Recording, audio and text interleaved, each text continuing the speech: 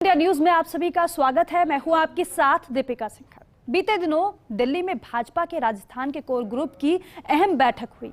इस बैठक में कई महत्वपूर्ण मुद्दों पर चर्चा हुई। बैठक के बाद खबर निकल रही है कि मिशन 2023 के मद्देनजर कुछ मौजूदा सांसदों को विधानसभा के चुनावी समर में उतारा जा सकता है।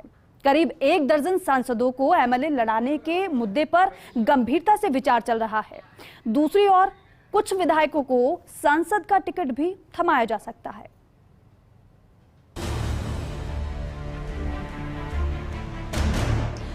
भाजपा की राजस्थान इकाई के लिए मिशन 2023 बेहद अहम है। केंद्रीय नेतृत्व भी यही चाहता है कि एक बार कांग्रेस और एक बार बीजेपी का जो मिथक है वो बरकरार रहे। बीजेपी कोर टीम की दिल्ली में हुई बैठक के बाद तैयारियों में तेजी देखने को मिल रही है। करीब 1 दर्जन सांसद ऐसे हैं जिन्हें विधानसभा का टिकट देने की रणनीति पर काम हो रहा है। बीजेपी भली भांति जानती है कि राजस्थान में सत्ता मिलने के बाद लोकसभा का समर ज्यादा मुश्किल नहीं होगा, लेकिन पहले विधानसभा फतेह करनी होगी। कहा जा रहा है कि बीजेपी के राष्ट्रीय अध्यक्ष जेपी नड्डा और प्रदेश प्रभारी अरुण सिंह इस रणनीति पर काम भी कर रहे हैं। अब आपको बताते हैं कि कौन कौन से सांसद विधानसभा चुनाव के समर में उतारे जा सकते हैं। ओम बिरला कोटा बूंदी से लोकसभा सांसद हैं और अभी लोकसभा स्पीकर के पद पर हैं। ओम बिरला कोटा शहर की किसी भी सीट से विधानसभा चुनाव लड़ सकते हैं। ओम बिरला पहले भी कोटा दक्षिण से विधायक रह चुके हैं। ओम बिरला को सीएम फेस भी कहा जा रहा है। गजेंद्र सिंह शेखावत जोधपुर से लोकसभा सांसद हैं और अभी केंद्र सरकार में केंद्रीय जल शक्ति मंत्री हैं। गजेंद्र सिंह शेखावत को जोधपुर संभाग की किसी भी सीट से विधानसभा चुनाव लड़ाने की संभावना है। गजेंद्र सिंह शेखावत पीएम मोदी और शाह के नजदीक कहे जाते हैं। शेखावत को भी सीएम फेस कहा जा रहा है। निहाल चंद मेघवाल श्रीगंगानगर हनुमानगढ़ से लोकसभा सांसद हैं। निहाल चंद को रायसिंह नगर से विधानसभा का चुनाव लड़ाया जा सकता है। निहाल चंद रायसिंह नगर से पहले भी विधायक रह चुके हैं।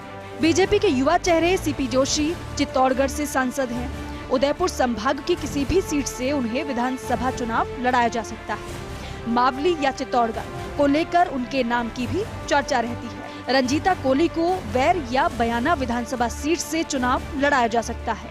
नरेंद्र कुमार मंडावा झुंझुनू से लोकसभा सांसद है। नरेंद्र कुमार को मंडावा विधानसभा सीट से चुनाव लड़ाने की संभावना है। कैलाश चौधरी बाड़मेर जैसलमेर से लोकसभा सांसद हैं और अभी केंद्र सरकार में केंद्रीय राज्य मंत्री हैं। कैलाश चौधरी को बायतू विधानसभा सीट से चुनाव लड़ाने की चर्चा है। कैलाश चौधरी पहले भी बायतू से विधायक रह चुके हैं। घनश्याम तिवारी अभी राज्यसभा सांसद हैं। तिवारी पहले भी सांगानेर से 3 बार, सीकर और चौमू से भी विधायक रह चुके हैं। उन्हें सिविल लाइंस या सांगानेर से विधानसभा के चुनावी समर में उतारा जा सकता है। डॉक्टर किरोड़ी लाल मीणा अभी राज्यसभा सांसद हैं। पूर्वी राजस्थान की कम से कम 8 सीटों पर उनकी नजर है। हालांकि बीजेपी नेतृत्व तय करेगा कि डॉक्टर किरोड़ी लाल मीणा कहां से भाग्य आजमाएंगे। पूर्व केंद्रीय मंत्री राज्यवर्धन सिंह राठौड़ जयपुर ग्रामीण से सांसद हैं। राज्यवर्धन सिंह को कोटपुतली, विराटनगर, शाहपुरा से चुनाव लड़ाया जा सकता है। कनकमल कटारा बांसवाड़ा डूंगरपुर से लोकसभा सांसद हैं। इन्हें बीटीपी को रोकने के लिए सागवाड़ा से चुनावी मैदान में उतारा जा सकता है। वरिष्ठ आदिवासी नेता कटारा पहले भी विधायक रह चुके हैं। महंत बाबा बालकनाथ योगी अलवर से लोकसभा सांसद हैं। बहरोड़, बानसूर या तिजारा से उन्हें विधानसभा चुनाव लड़ाया जा सकता है। यूपी सीएम योगी आदित्यनाथ के नजदीकी माने जाने वाले बालकनाथ बहरोड़ से विधायक रह चुके हैं। दिया कुमारी राजसमंद से भाजपा की सांसद हैं। जयपुर शहर की हवा महल या किशनपोल सीट से चुनाव लड़ सकती हैं। सवाई माधोपुर से विधायक रही दिया कुमारी फिर यहां से लड़ सकती हैं। राहुल कंसवा चुरू से भाजपा के युवा लोकसभा सांसद हैं। चुरू की राजगढ़ सीट से चुनाव लड़ सकते हैं। कसवा परिवार का इस सीट पर अरसे तक दबदबा रहा है। सुखबीर सिंह जौनापुरिया टोंक सवाई माधोपुर से सांसद हैं। टोंक या देवली उनियारा से विधानसभा का चुनाव लड़ सकते हैं। राजेंद्र गहलोत अभी राज्यसभा सांसद हैं। पहले भी सरदारपुरा सीट से विधायक रह चुके हैं। इन्हें जोधपुर से फिर चुनावी समर में उतारा जा सकता है।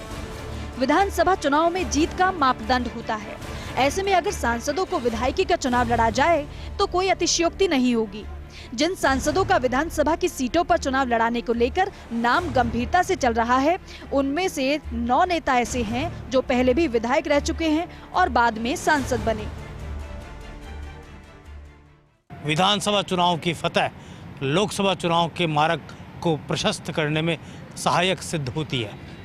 शायद बीजेपी इसी बात के मद्देनज़र अपने कुछ सांसदों को विधानसभा का चुनाव लड़ा सकती है।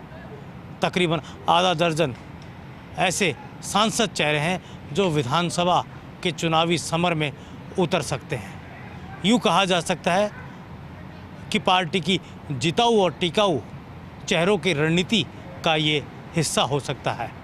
अगर ऐसा होता है तो निश्चित तौर पर ये पुरानी ही फॉर्मूले को फिर से नए तरीके से लागू किया जाएगा।